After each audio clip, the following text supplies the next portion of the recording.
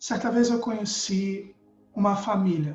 Estava indo para um local onde um primo da minha mãe trabalhava e eu vi uma família de um homem que trabalhava com ele. Esse homem recebia assim muito bem, né? Ganhava um salário muito alto, principalmente para a época. Mas seus filhos e sua esposa usavam roupas mais velhas, eram mal cuidados, a esposa mal cuidada, as crianças mal cuidadas. Era um fator meio estranho. Mas ok, cada um vive como acha que tem que viver e a gente não conhece o que cada pessoa precisa. Tempos depois, eu estava de novo nesse lugar onde o primo da minha mãe trabalha, onde ele gerenciava a empresa, e a gente conversando, chegou uma família, uma senhora bonita, bem arrumada, com 3 filhos muito bem alinhados, com roupas bonitas. E aí, depois que eles saíram, o primo da minha mãe falou assim: "Você lembra quem eles são?" Eu disse: "Não conheço não." Ele disse assim: "Você conhece sim, são fulanos e ela é a esposa de ciclano." E eu falei para ele: "Como assim? Eu me lembro deles, eles eram meio assim." E ele falou assim: "Só que ele morreu." E depois que ele morreu, ela pediu ajuda, porque ela não sabia, né? Não sabia de nada, não sabia o que tinha, o que não tinha, e pediu a minha ajuda. E o primo da minha mãe começou a ajudá-la. E ao ajudá-la, ele descobriu que este homem, além do salário, ele era dono de estacionamento lá no Rio de Janeiro, onde eu morava, era dono de galpões, ele tinha mais de 200 mil reais na conta, fora o ganho das coisas que ele era dono.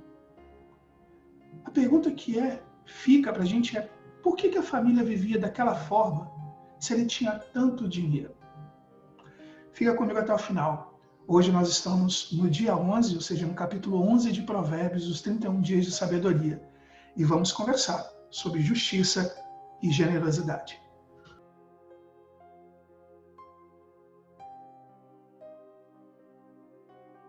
Provérbios capítulo 11, logo no início, Salomão começa a nos dizer: "O Senhor repudia balanças desonestas, mas os pesos exatos lhe dão prazer."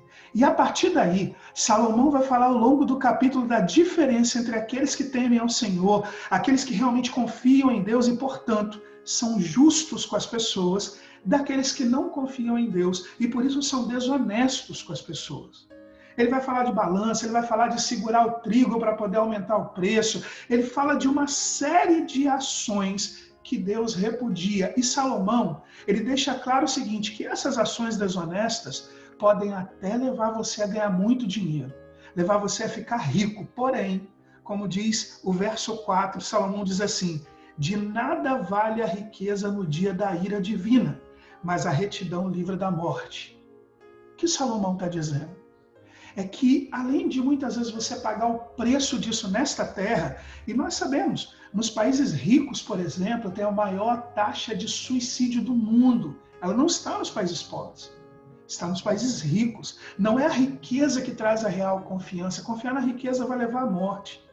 Então, o que Salomão está dizendo nesse texto 4? É que mesmo que você se torne rico, se fizer da maneira errada, além do preço que você irá pagar, um dia chegará o dia do Senhor, o dia da ira, o dia do julgamento de Deus, onde todos estarão diante do tribunal de Deus. E as suas muitas riquezas não vão livrar da condenação eterna.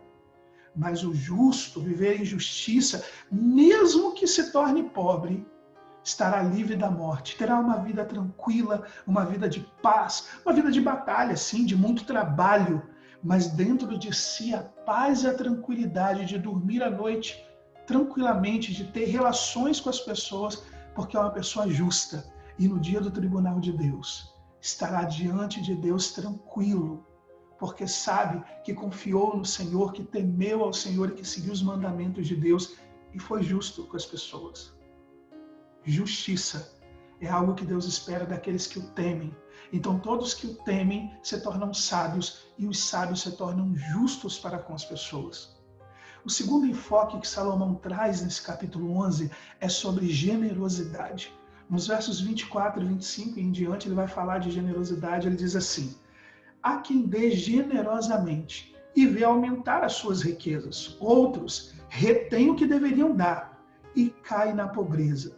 O generoso prosperará. Quem dá alívio aos outros, alívio receberá." Generosidade. Muita gente já entendeu sobre isso em muitos povos e culturas. O povo judeu aprendeu isso facilmente. Você vê que os judeus são corretos na hora de entregar o seu dízimo, na hora de ofertar, na hora de ajudar as pessoas. Quantos e quantos judeus são ricos e são generosos e não fazem isso para se mostrar? Porque generosidade você não faz para tirar foto, para botar no Facebook ou no Instagram. Você faz porque confia em Deus, faz em segredo, faz porque no seu coração está a generosidade e o amor que Deus coloca. Se você faz um curso, por exemplo, para as pessoas que querem ter mente milionária, que querem se tornar ricas, você vai ver que muitos desses cursos vão ensinar que quando você é generoso, você ganha mais. Mesmo aqueles que não confiam em Deus, mesmo aqueles que não reconhecem que Deus existe, que falam do universo, dizem que se você dá, o universo te dá em troca. Enfim, é um princípio que Deus estabeleceu, que é reconhecido até por quem não confia ou não aceita que Deus exista. Quanto mais por aqueles que temem, confiam e obedecem à palavra de Deus. Eu quero trazer 2 versículos para você pensar sobre justiça e generosidade. O primeiro deles encontra-se em Mateus, capítulo 7, verso 12. E Jesus, no seu discurso, ele termina dizendo assim: assim, em tudo, façam aos outros o que vocês querem que eles lhes façam, pois esta é a lei e os profetas. Quando você estiver fazendo seus negócios, por exemplo, sendo uma venda, pense, se você fosse o cliente, como você gostaria de ser tratado. Com justiça ou com injustiça? Quando você está fazendo algum outro tipo de negócio, como seja venda, qualquer negócio que você faz, se você é a outra pessoa, como gostaria de ser tratado? Como você gostaria que fizesse com você? Com verdade, com justiça, com lealdade ou com enganação para poder se dar bem? O que esse texto nos faz pensar também é que se você, por exemplo, fosse uma pessoa que estivesse passando uma dificuldade, estivesse necessitado de alguma coisa, ou mesmo estivesse morando na rua, como você gostaria que as pessoas te tratassem? Se você é branco, imagine que você fosse negro. Como você gostaria que te tratassem? Se você é negro, olhe para um branco e pense como ele gostaria de ser tratado. Se você é magro, olhe para um gordinho e pense como ele gostaria, como eu gostaria de ser tratado se fosse ele. Se você é um gordinho, olhe para um magro e pense a mesma coisa. Se você vê alguém com deficiência, se você vê alguém que pensa politicamente diferente de você, se você vê alguém que acredita em coisas diferentes de você, em tudo faça essa pergunta, porque Jesus está dizendo, em tudo, em qualquer situação, faça com os outros o que querem que eles façam com você. É a generosidade e a justiça que Salomão defende ao longo de Provérbios 11.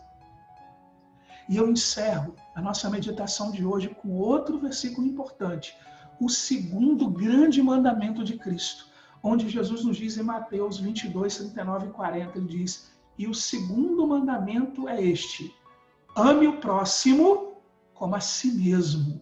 Destes 2 mandamentos dependem a lei e os profetas. Se você ama Deus acima de tudo, ama Deus em primeiro lugar, ama Deus com todas as suas forças, você teme ao Senhor, confia no Senhor, o segundo mandamento é amar o próximo como se amasse a si mesmo, que é o mesmo que dizer, faça com o próximo como gostaria que fizessem com você. Reflita sobre esses mandamentos de Cristo. Reflita do que Salomão diz em Provérbios 11, sobre ser generoso e ser justo, porque isso é uma das coisas que Deus espera de nós. E isto é o que alguém que vive a vida em sabedoria, na sabedoria de Deus, executa no dia a dia. Que Deus abençoe ricamente a sua vida. E eu quero terminar ainda dizendo 2 coisas importantes para você. Primeira, imagine um mundo onde todos vivessem esses mandamentos. Nós não teríamos brigas, mortes, violência, corrupção, enganos. Nada disso. A segunda coisa é, se esse devocional, os devocionais estão te abençoando, quero te convidar a fazer 2 coisas. Primeiro, se inscreve no canal para que você seja avisado pelo YouTube quando tiver novos vídeos. Segundo, compartilhe com quem você ama, compartilhe com seus amigos, para poder abençoar a vida deles também. O que é bom, a gente precisa compartilhar com as pessoas. Deus abençoe a sua vida ricamente, te dê um dia abençoado e até o dia 12, se Deus quiser.